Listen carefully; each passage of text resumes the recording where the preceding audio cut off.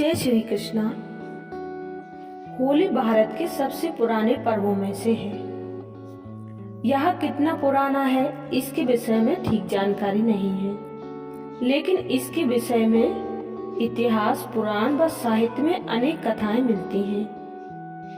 इन कथाओं पर आधारित साहित्य और फिल्मों में अनेक दृष्टिकोणों से बहुत कुछ कहने के प्रयत्न किए गए हैं, लेकिन हर कथा में एक समानता है कि असत्य पर सत्य की विजय और दुराचार पर सदाचार की विजय, और विजय को उत्सव मनाने की बात कही गई है। होली का त्योहार राधा और कृष्ण की पावन प्रेम कहानी से भी जुड़ा हुआ है। बसंत के सुंदर मौसम में एक दूसरे पर रंग डालना उनकी लीला का एक अंग माना गया है। मथुरा और वृंदावन की होली राधा और कृष्ण के इसी रंग में डूबी हुई होती है। बरसाने और नंदगांव की लट्ठमार होली तो प्रसिद्ध है ही। देश विदेश में श्री कृष्ण के अन्य स्थलों पर भी होली की परंपरा है। यह भी माना गया है कि भक्ति में डूबे जिज्ञासुओं का रंग बाहर रंगों से नहीं खेला जाता। रंग खेला जाता है भगवान नाम का, रंग खेला जाता है सद्भावना बढ़ाने के लिए। रंग होता है प्रेम का, रंग होता है भाव का, भक्ति का, विश्वास का। होली उत्सव पर होली जलाई जाती है अहंकार की, अहम की, बैर द्वेष की, ईर्ष्या मत्सर की, संशय की, और पाया जाता है विशुद्ध प्रेम अपने आराध्य का। पाई जाती है कृपा अपने ठाकुर की। जय श्री कृष्णा। भगवान शिव और कामदेव से जुड़ी है होली की पवित्र कथा। ऐसे हुई रंगों के त्योहार को मनाने की शुरुआत। हिंदू धर्म में होली प्रमुख त्योहारों में से एक है। हर साल फागुन मास में ये पर्व बड़े ही धूमधाम से मनाया जाता है। होली का त्योहार होलिका दहन के साथ ही शुरू होता है। फिर इसके अगले दिन रंग गुलाल के साथ होली खेली जाती है। भारत में फागुन शुक्ल पक्ष की पूर्णिमा के अगले दिन होली मनाई जाती है। इस दिन हिंदू धर्म के लोग एकजुट होकर खुशियां मनाते हैं और एक दूसरे को प्यार के रंगों में सराबोर करके अपनी खुशी जाहिर करते हैं। हिंदू धर्म के अनुसार होलिका दहन को बुराई पर अच्छाई की जीत का प्रतीक माना गया है। साथ ही धार्मिक मान्यताओं में होलिका दहन के अलावा होली को लेकर कई तरह की कहानियां प्रचलित हैं। इनमें से एक कथा कामदेव की भी है। आइए सुनते हैं इसके बारे में। पौराणिक कथा के अनुसार देवी पार्वती शिव जी से विवाह करना चाहती थी, लेकिन तपस्या में लीन शिव का ध्यान उनकी ओर नहीं गया। पार्वती की इन कोशिशों को देखकर प्रेम के देवता कामदेव आगे आए और उन्होंने शिव पर पुष्प बाण चला दिया, जिसके कारण शिव की तपस्या भंग हो गई। तपस्या भंग होने की वजह से शिव नाराज हो गए और उन्होंने अपनी तीसरी आंख खोल दी और उनके क्रोध की अग्नि में कामदेव भस्म हो गए। इसके बाद शिव जी ने पार्वती की ओर देखा। हिमवान की पुत्री पार्वती की आराधना सफल हुई और शिव ने उन्हें अपनी पत्नी के रूप में स्वीकार कर लिया। लेकिन कामदेव के भस्म होने के बाद उनकी पत्नी रति को असमय ही वैधव्य सहना पड़ा। फिर रति ने शिव की आराधना की। वह जब अपने निवास पर लौटे तो कहते हैं कि रति ने उनसे अपनी व्यथा कही। वही पार्वती के पिछले जन्म की बातें याद कर भगवान शिव ने जाना कि कामदेव निर्दोष है। पिछले जन्म में दक्ष प्रसंग में उन्हें अपमानित होना पड़ा था। उनके अपमान से विचलित होकर दक्ष पुत्री सती ने आत्मदाह कर लिया उन्हीं सती ने पार्वती के रूप में जन्म लिया और इस जन्म में भी शिव का ही वरण किया। कामदेव ने तो उन्हें सहयोग ही दिया। शिव की दृष्टि में कामदेव फिर भी दोषी हैं, क्योंकि वह प्रेम को शरीर के तल तक सीमित रखते हैं और उसे वासना में गिरने देते हैं। इसके बाद शिव जी कामदेव को जीवित कर देते हैं। उसे नाम दिया मनसिज। कहा कि अब तुम आज शरीरी हो। उस दिन फागुन की पूर्णिमा थी। आधी रात गए लोगों ने होलिका दहन किया था। सुबह तक उसकी आग में वासना की मलिनता जलकर प्रेम के रूप में प्रकट हो चुकी थी। कामदेव अशरीरी भाव से नए सृजन के लिए प्रेरणा जगाते हुए विजय का उत्सव मनाने लगे। ये दिन होली का दिन होता है। वहीं कई जगह आज भी रति के विलाप को लोक धुनों और संगीतों में उतारा जाता है। अच्छा, जय श्री कृष्णा।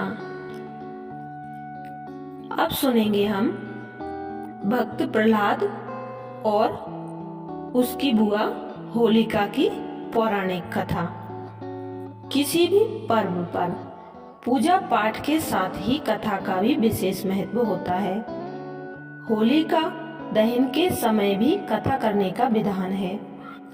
मान्यता है कि इस दिन होलिका दहन की कथा करके पूजा करने से सुख समृद्धि में वृद्धि होती है, साथ ही सेहत भी अच्छी रहती है। तो आइए सुनते हैं होलिका की कथा। होलिका दहन के मौके पर असुर राज हिरण्यकश्यप की कथा पढ़ी जाती है। इसके मुताबिक हिरण्यकश्यप काफी बलशाली असुर था। यही वजह थी कि उसको अपनी शक्तियों का भी खूब गुमान था।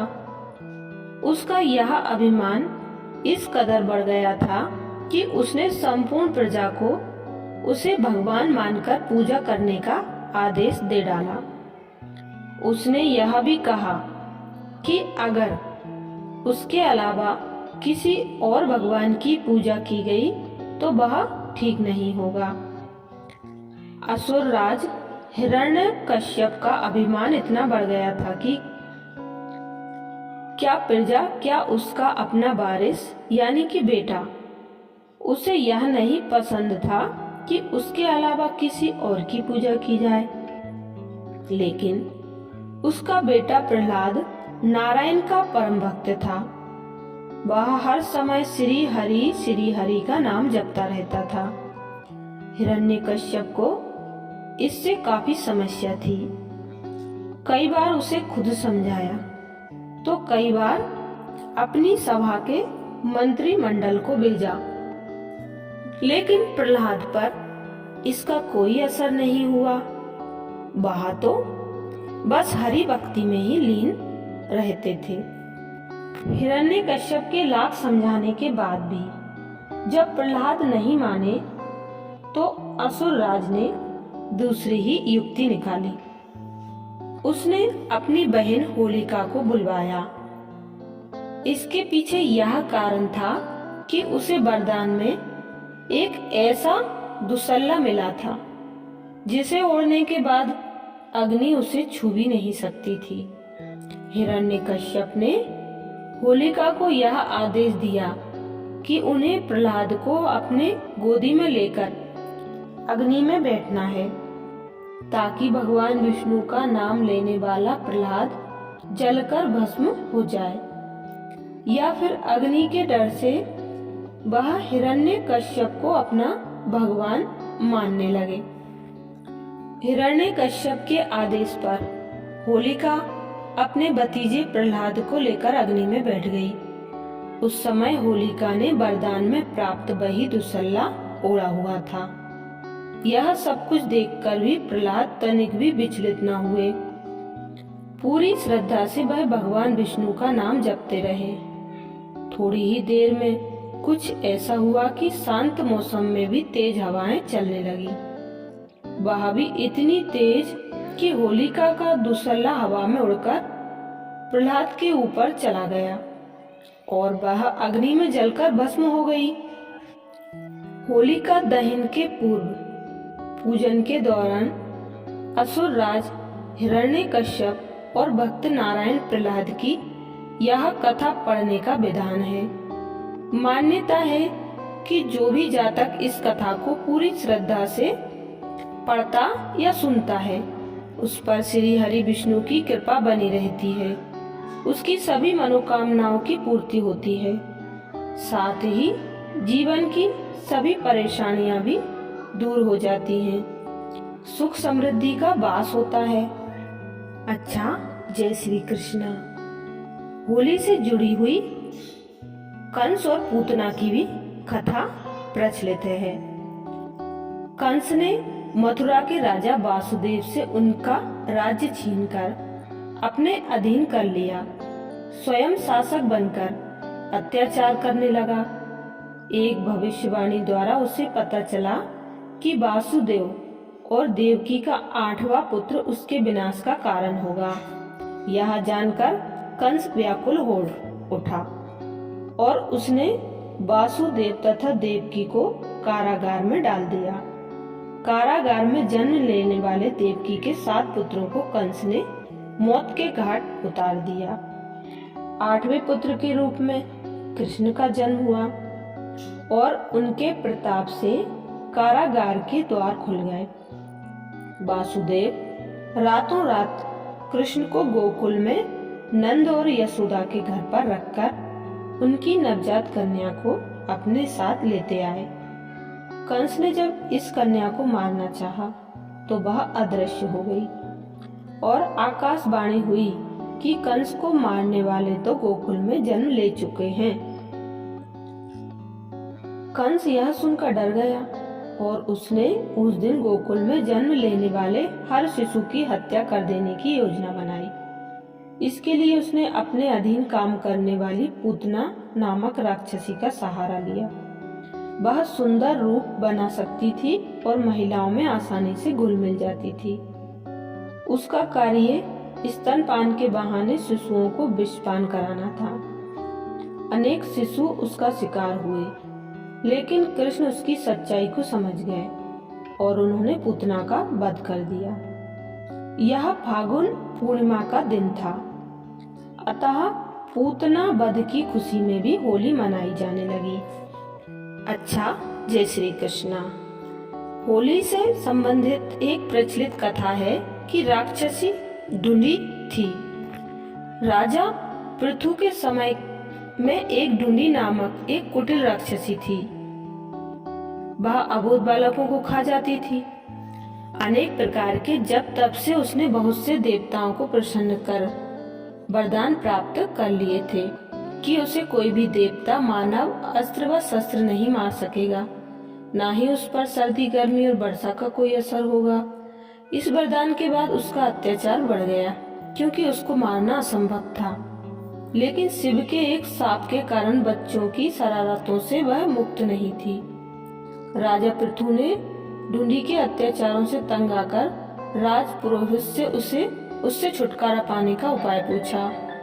पुरोहित ने कहा कि यदि फागुन मास की पूर्णिमा के दिन, जब ना अधिक सर्दी होगी ना गर्मी, सब बच्चे एक एक लकड़ी लेकर अपने घर से निकलें, उसे एक जगह पर रखें और घास फूस रखकर जला दें। ऊंचे स्वर में तालियां बजाते हुए मंत्र पढ़ें और अग्नि की प्रदक्षिणा करें। जोर जोर से हंसें, गाएं, चिल्लाएं और शोर करें तो राक्षसी मर जाएगी। पुरोहित की सलाह का पालन किया गया और जब ढूंढी इतने सारे बच्चों को देखकर अग्नि के समीप आई तो बच्चों के एक समूह बनाया। बच्चों ने एक समूह बनाकर नगाड़े बजाते हुए ढूंढी को घेरा। धूल और कीचड़ फेंकते हुए उसको शोरगुल करते हुए नगर के बाहर खदेड़ दिया। कहते हैं कि इस परंपरा का पालन करते हुए आज भी होली पर बच्चे शोरगुल और गाना बजाना करते हैं। अच्छा, कैसी लगी आप सबको ये सभी कथाएं? ऐसी ही और कथाओं को सुनने के लिए चैनल को सब्सक्राइब करें। जय श्री कृष्णा।